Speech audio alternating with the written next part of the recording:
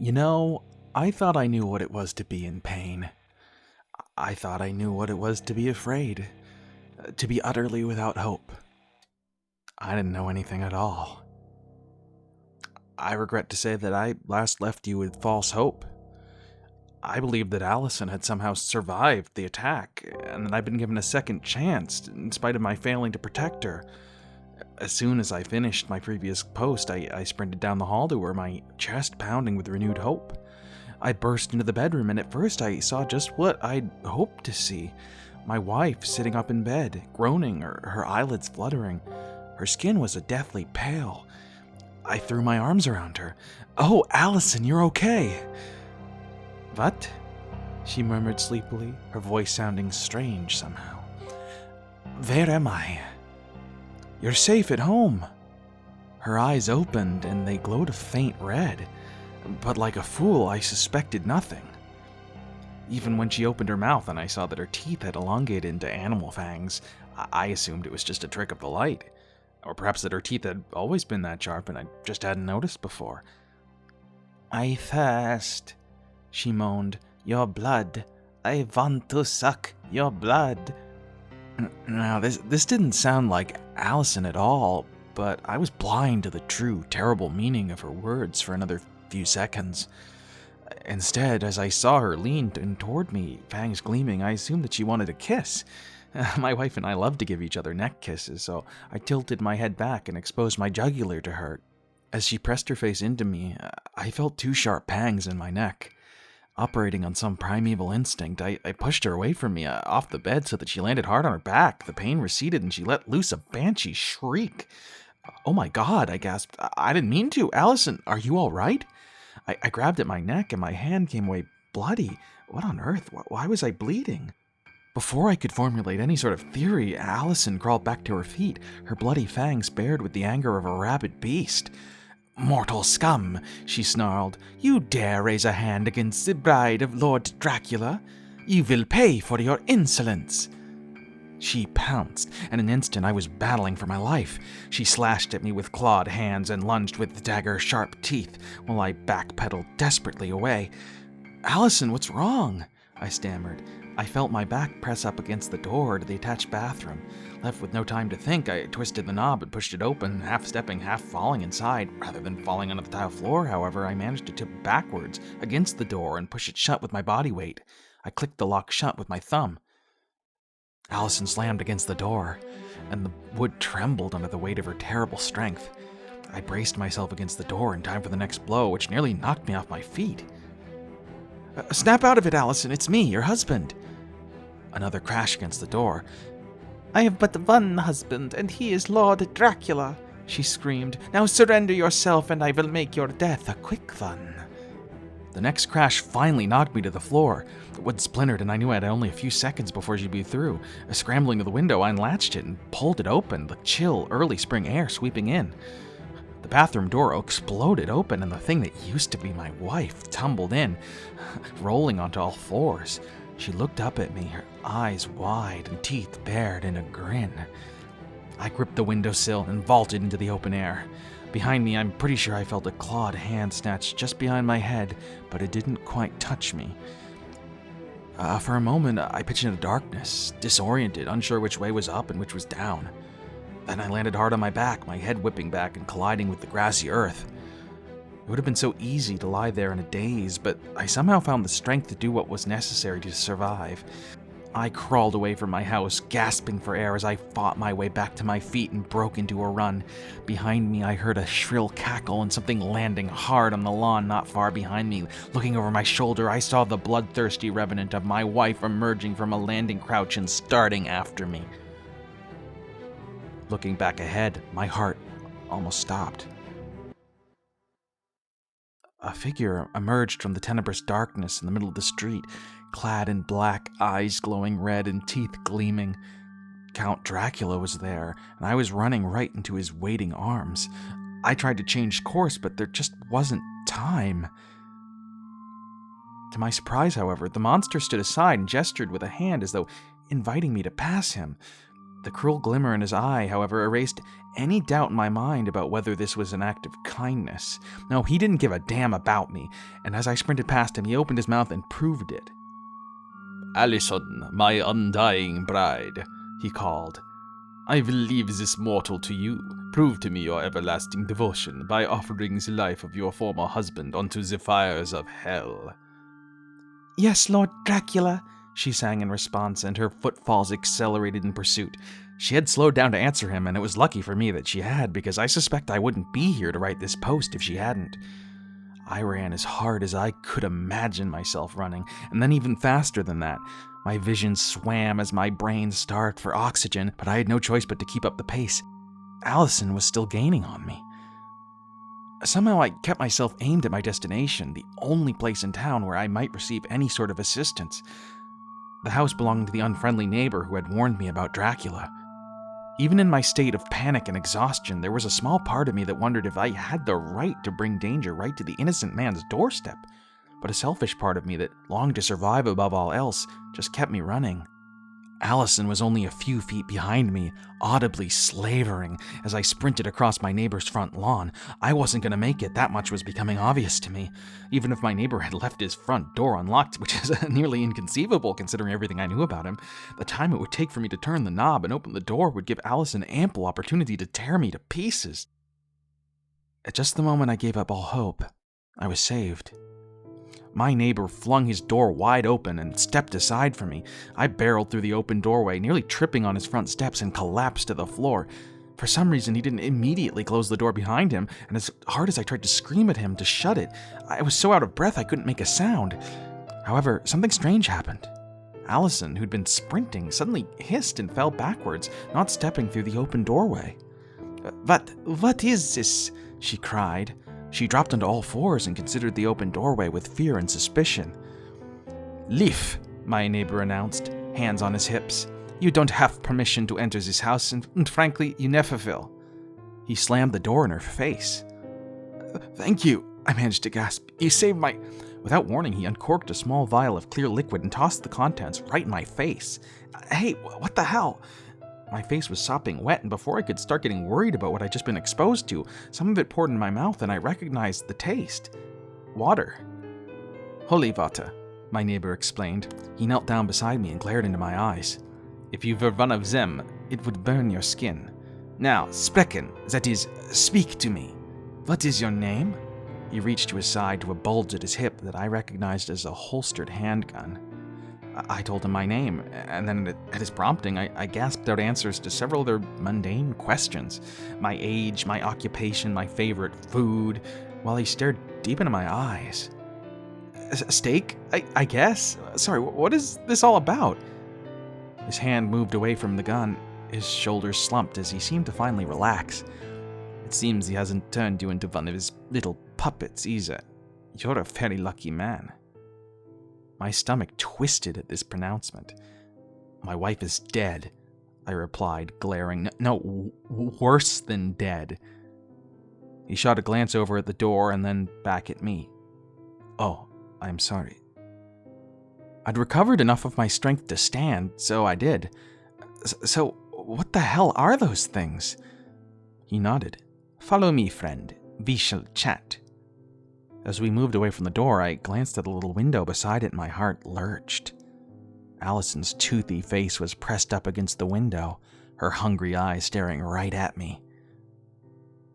My neighbor, who introduced himself as Abraham Van Helsing, led me down a set of stairs into a finished basement. While he no longer displayed the hostility he had upon our first meeting, he was still a cold, businesslike sort of person, explaining the nightmare that had overtaken the town in even tones, as though describing some interesting scientific phenomenon. Van Helsing explained that, like me, he was a professional paranormal investigator. Unlike me, however, he hadn't wandered into this cursed town like a lamb to a slaughterhouse.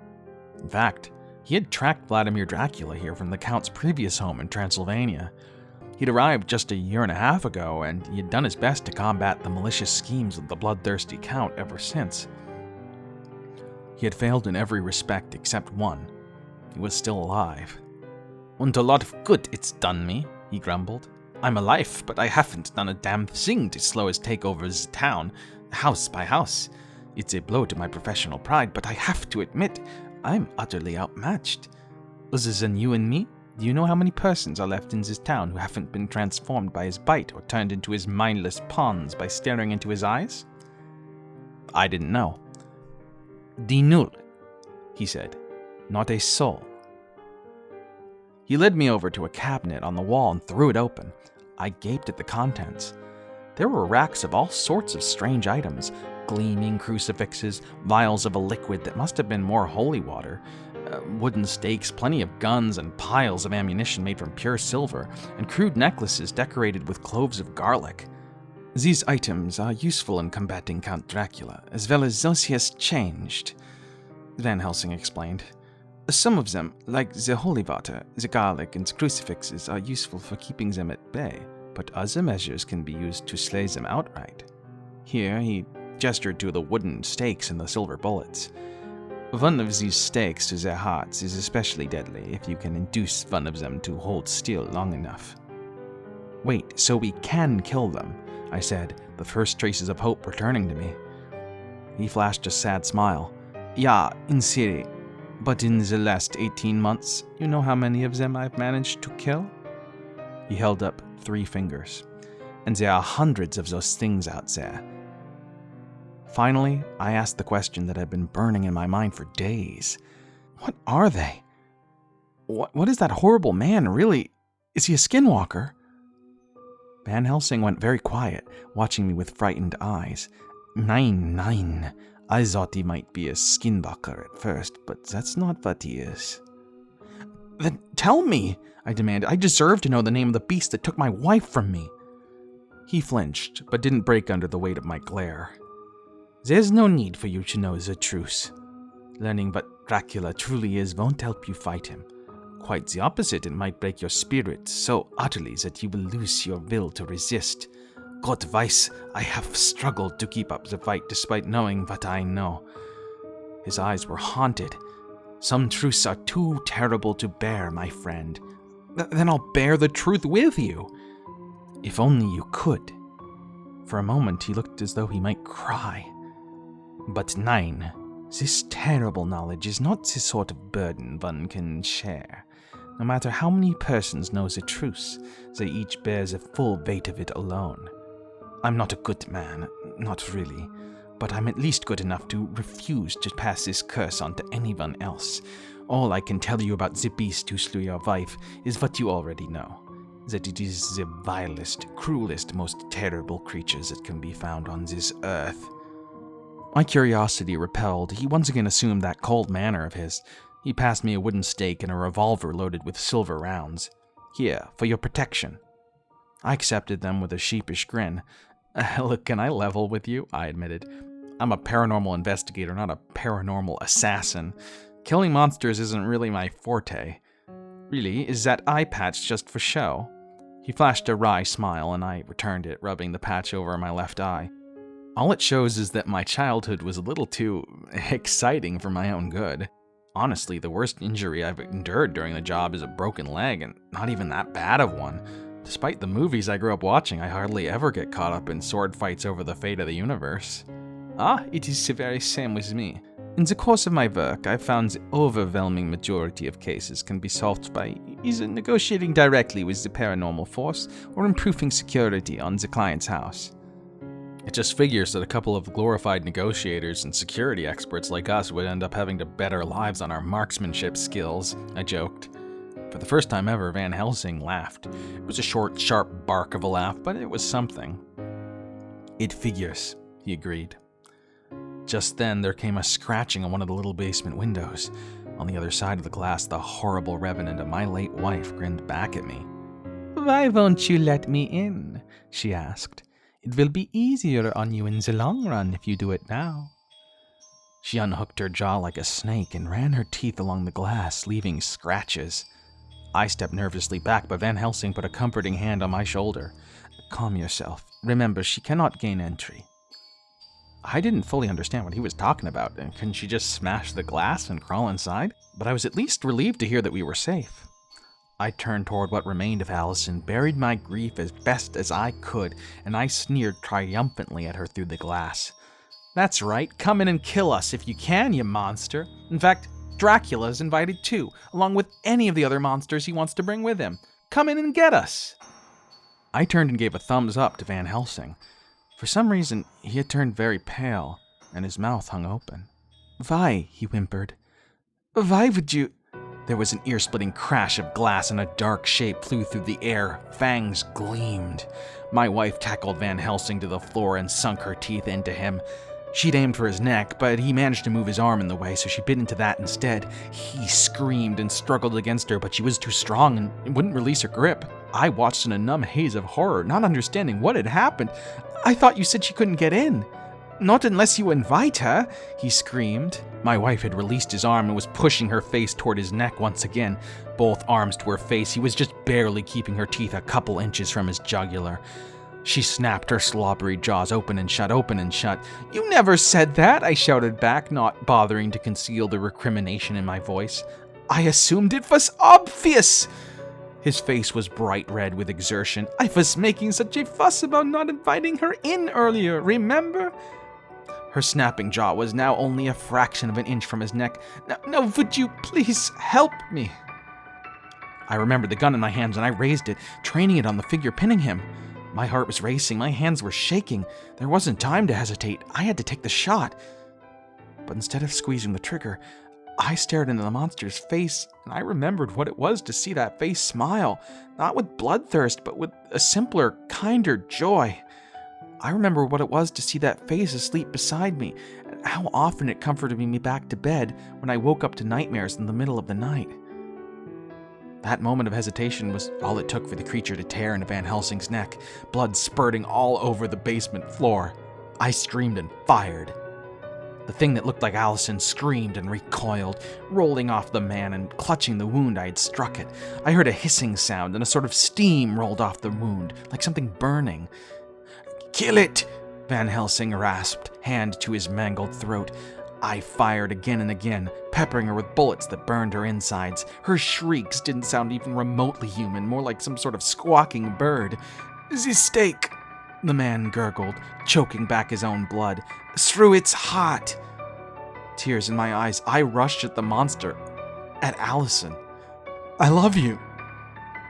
I collided with her, the wooden stake sinking through her chest. We slammed into the wall behind her. For a long moment, all was quiet. Allison opened her mouth as though to speak, but no words came out. In those last few moments, I'd like to imagine I saw a shred of the old Allison in her eyes. Afraid and sad, the expression of someone who's losing something precious. And then her body crumbled into dust, and I was left holding empty air. I stood there not hearing anything for a long while, entranced by the horror of having killed my wife, or something that used to be her anyway, with my own 2 hands. If it weren't for the desperate gurgles of the man on the floor, I might have stood there forever. Over here, he gasped. I don't have much time. Shaking off the numbness, I ran to his side. His bleeding looked bad, his throat a shredded mess that oozed over the floor. I applied pressure to the wound, but he pushed my hand away with surprising strength. No time to waste on me, he croaked. Grab what you need and leave. This town is in your hands now. He hacked up blood in a desperate effort to not drown, but it was only a matter of time. I gripped his hands tight. I'm sorry, but please, I said, before it's too late. I need to know what Dracula really is. I have to know, no matter how much you say it'll hurt me. We locked eyes, the 2 of us. One man on death's doorstep and the other the one whose foolishness had brought him there in the first place. I knew it was wrong for me to demand so much of this man, but if the knowledge really was the wretched punishment he described, well, it was no less than I deserved. His eyes softened as he finally surrendered to my demand. He opened his mouth to speak, but found he no longer could. He stammered. The? I echoed, squeezing his hand even tighter. The what? Realizing that speech was beyond him then, he placed a reddened hand down at his side and wrote something in his own blood. His hand moved slowly, his eyes bulging with the effort.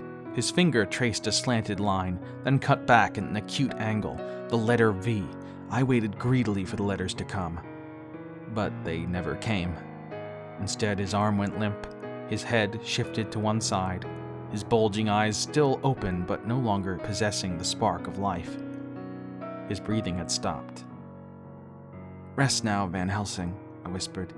"I'll take it from here." My insides squirming, I stood and I gathered whatever I could carry. I stuffed my pockets full of garlic, crucifixes, and holy water, reloaded my revolver with more silver rounds, and stuffed as many as would fit in my overstuffed pockets. It was just as I was zipping up my jacket that I heard the clomping of feet above me, accompanied by the growling of those evil creatures, a lot of them to judge by the ruckus. Whispering apologies to the corpse on the floor, I grasped the bottom of the window Allison had shattered. Broken glass sliced into my arms, but I had no time to worry about that. I had only just dragged my upper body through the window and onto the lawn when I heard the basement door burst open behind me. "He is escaping from the basement window," called a shrill voice behind me. I dragged my legs up and through the window and scampered off into the night. I confess, I don't remember that awful moonlit chase all that clearly anymore, even though it's only been a few short hours. I know that there were far more of those nightmarish creatures than I had hoped, and they were all as fast and strong as my wife had been. I was almost caught more times than I can count, but each time one of the monsters was about to sink their fangs into me, I'd brandish a string of garlic or a silver crucifix and manage to keep them at bay. Thank God for Abraham Van Helsing and his knowledge of the beasts, because if not for what he told me, I'd be dead 100 times over. Instead, I've now settled back into my own house. The sun is up, and the monsters have all vanished. I think they must be afraid of daylight. Maybe I can use that to my advantage somehow. In the meantime, I've tried to take a few basic measures for my own safety. Obviously, I've disinfected and wrapped up my wounds, but I've also hung a sign on my door that says, "Vladimir Dracula, you are officially uninvited from my house." Just in case my wife's invitation from the previous night, somehow still stands. Perhaps just as importantly, I've gotten some actual sleep for the first time in a while. I don't know how the hell I managed to drift off, but I did. Maybe I've reached the point of exhaustion where it's hard to even be afraid anymore. And yet, here in the light of day, my mind shifts queasily, threatening to sink into madness at any moment. The sight of those people rushing at me with gleaming fangs, eyes glowing red, the sight of my Allison like that, why, it's enough to shatter everything I thought I knew about reality. Nothing, and I mean nothing, that I've seen in the course of my work could have prepared me for this unspeakable horror, this twisted mockery of human life. There's only one rock on which my storm-tossed sanity can grip for its very life. A single letter. V. Whatever this creature is, its name starts with a V. Perhaps this is foolish, but if I can just give this thing a name, I feel like I can bring myself back from the brink, at least long enough to finish this. So please, if you have any leads, let me know as soon as possible. In the meantime, I'll be preparing myself. Just a couple hours ago, I made some calls to a few old friends in the paranormal investigation business that I think will be invaluable to my coming counteroffensive. The odds are against me, it's true, perhaps overwhelmingly so, but I still have a shot at killing this monster. Wish me luck. I have a feeling that if you hear from me again, it will be for the last time.